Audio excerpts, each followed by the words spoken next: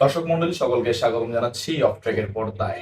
Recently একটা common ঘটনা যেটা ফেসবুক বা গণমাধ্যম বলেন সব জায়গায় ছড়িয়ে পড়েছে। আসিফ মাহমুদ সজীব ভুঁইয়া এবং সাকিব আল হাসান ভৈরব আহ, গত কয়েকদিন আগেই বাংলাদেশের তৎকালীন ফ্যাসিস্ট প্রধানমন্ত্রী শেখ হাসিনার জন্মদিন ছিল। সেই জন্মদিন উপলক্ষে সাকিব আল হাসান নিজের পেজে আসলে একটি পোস্ট করেন। যে পোস্টে হচ্ছে তিনি লিখেন, শুভ জন্মদিন আপা। সেখানে সাকিব আল হাসান শেখ হাসিনার সঙ্গে দাঁড়িয়ে রয়েছেন, বাংলাদেশ ক্রিকেট টিমের ট্রাভেল জার্সি পরে এমন একটা ছবি আর কি দেয়া। এরপর সামাজিক যোগাযোগ মাধ্যম আসলে ছবিটি ভাইরাল হয়ে যায় এবং একদিনে 1.3 মিলিয়ন রিয়াকশন আসে ওই ছবিটাতে। এখন কথা হচ্ছে, সাকিব আল হাসানের কোনো দরকার ছিল না এই জিনিসটি করার। তাকে বোর্ড থেকে অনেকবার বলা হয়েছিল তার রাজনৈতিক অবস্থান পরিষ্কার করতে, সাকিব সেটা করেননি।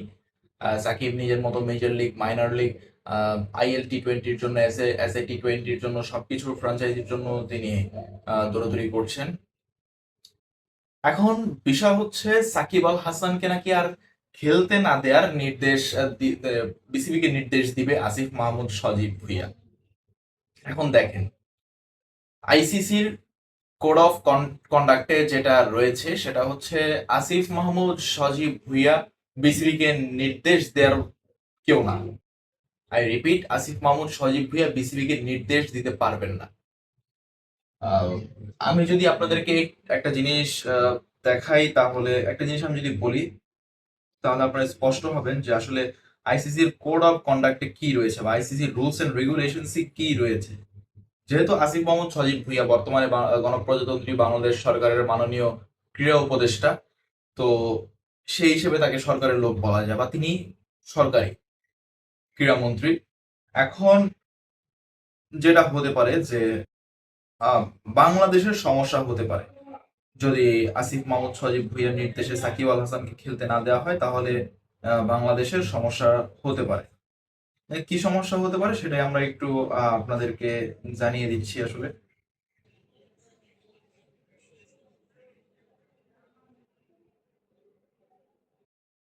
ওয়েল, এখানে আইসিসির লতে দেওয়া আছে, under the ICC articles of association all member boards R required to function independently and without government of external interference in matters such as administration, team selection and management. অর্থাৎ একটি বোর্ড যখন পরিচালনা হবে তখন সেটি কিন্তু সরকারের ম্যানেজমেন্টের আন্ডারে থাকবে না, অর্থাৎ একেবারে সরকারের হস্তক্ষেপ মুক্ত থাকতে হবে। দেন আর্টিকেল 2.4, অর্থাৎ আইসিসি রুলস এর যেটা 2.4 এ রয়েছে যে boards must manage their affairs autonomously and free from government interferes. অর্থাৎ বোর্ড তাদের নিজেদের সক্ষমতা অনুযায়ী বা তাদের নিজেদের যে পরিষদ রয়েছে সেই পরিষদ দিয়ে আসলে তারা যেই কোনো কিছুতে ইন্টারফেয়ার করতে পারবে, বাট সেখানে সরকারি কোনো হস্তক্ষেপ চলবে না। Full members must comply with this obligations to retain their status. সব সদস্যের আর কি অব্লিগেশন রয়েছে তাদের এই জিনিসগুলো, এই ম্যাটারগুলো তারা রিটেইন করার জন্য। The ICC board has the authority to suspend or terminate membership if a board is found in serious breach of its obligations. অর্থাৎ আইসিসি পুরো ক্ষমতা রাখে একটি দলকে বা একটি দেশকে নিষেধাজ্ঞা দেওয়ার জন্য বা তাদের মেম্বারশিপ নিয়ে যাওয়ার জন্য। অর্থাৎ আইসিসি চাইলে এই যে সরকার বোর্ডে হস্তক্ষেপ করবে, এইটার জন্য যে কোনো দলকে টার্মিনেট করতে পারে, যে কোনো দলকে টার্মিনেশন করে দিতে পারে। এখন কি হবে, জিম্বাবুয়েকে স্থগিত করা হয়েছিল 18 জুলাই 2019 সালে। আইসিসি জিম্বাবুয়ে ক্রিকেটকে স্থগিত ঘোষণা করেছিল, কারণ ছিল সরকারি হস্তক্ষেপ। Sports and recreation commission, sports and recreation commission SRC বোর্ডকে বরখাস্ত করে একটি অন্তর্বর্তী কমিটি বসিয়ে দেয়। আইসিসি এই কাজকে বোর্ড পরিচালনায় সরকারের হস্তক্ষেপ হিসেবে দেখেছে, যা আইসিসি সংবিধানের বিরুদ্ধে। অক্টোবর 2019-এ 3 মাসের স্থগিতাবস্থা শেষে জেডসি এর নির্বাচিত বোর্ড পুনরায় নিয়োগের পর আইসিসি তাদের সদস্যপদ পুনরায় চালু করে। অর্থাৎ সরকারি হস্তক্ষেপ যখন শেষ হয়ে গিয়েছে এবং তাদের 3 মাসের যে নিষেধাজ্ঞা ছিল, এই নিষেধাজ্ঞাটা যখন কমপ্লিট হয়ে গিয়েছে, তারা কিন্তু আবার ক্রিকেটে ব্যাক করেছে এবং আইসিসি তাদের সদস্য পদটা সেটা আবারও জিম্বাবুয়েকে ফিরিয়ে দিয়েছে। এখন বাংলাদেশের জন্য আসলে কি হতে পারে?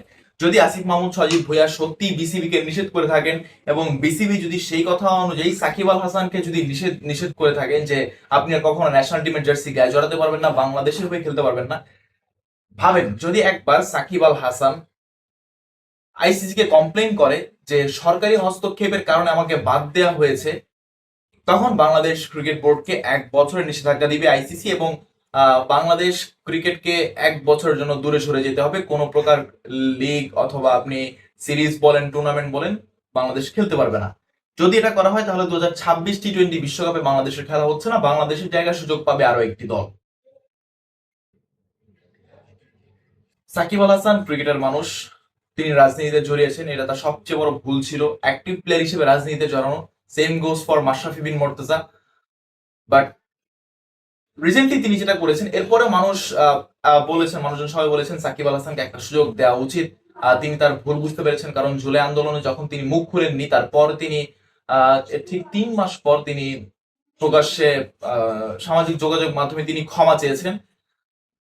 তবে রিসেন্টলি তিনি যেটা করলেন, শেখ হাসিনাকে উইশ করে পোস্ট করলেন, এটা আসলে কেউ ভালো চোখে দেখেনি। লিটারেলি আমিও ভালো চোখে দেখিনি, কারণ আপনি একজন স্পোর্টস পার্সন, আপনি আপনার রাজনৈতিক অবস্থানটা আপনি ক্লিয়ার করছেন একটা ফ্যাসিস্টের পক্ষে যারা প্রায় 2000 শিক্ষার্থীকে মেরেছে অবিচারে।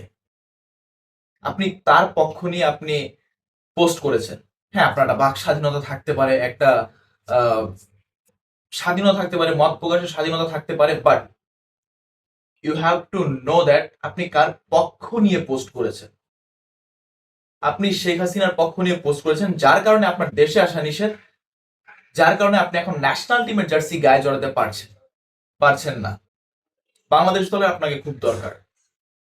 তবে এই জিনিসটার পর আমি নিজেও চাইবো না আপনি এখন বাংলাদেশের হয়ে খেলুন। সেই জিনিসটা আপনি হারিয়ে ফেলেছেন সাকিব। তবে সাকিবকে যদি আসিফ মাহমুদ সজীব ভুঁইয়ার কথা মতো নিষেধাজ্ঞা দেওয়া হয়, তাহলে সেখানে বাংলাদেশকে 1 বছরের জন্য ক্রিকেট থেকে দূরে সরে যেতে হবে, অর্থাৎ বাংলাদেশ নির্বাসিত হয়ে যাবে আইসিসি থেকে। 2026 টি-20 বিশ্বকাপ খেলা হবে না টাইগারদের, খেলা হবে না কোনো সিরিজ। সো আমি বিসিবির কাছে আমার একটা অনুরোধ থাকবে যে আপনারা যাই করুন সেটা নিজেদের অবস্থায় করুন, নিজেদের বিবেচনায় করুন।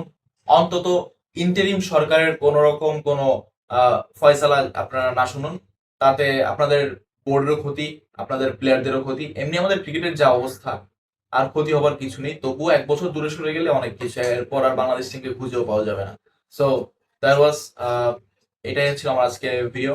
So thank you so much. এবং 760 জন সাবস্ক্রাইবার রয়েছেন, খুব দ্রুত 1000 সাবস্ক্রাইবার পূরণ করে ফেলুন, আপনাদের জন্য একটা গিভওয়ে থাকবে। Thank you.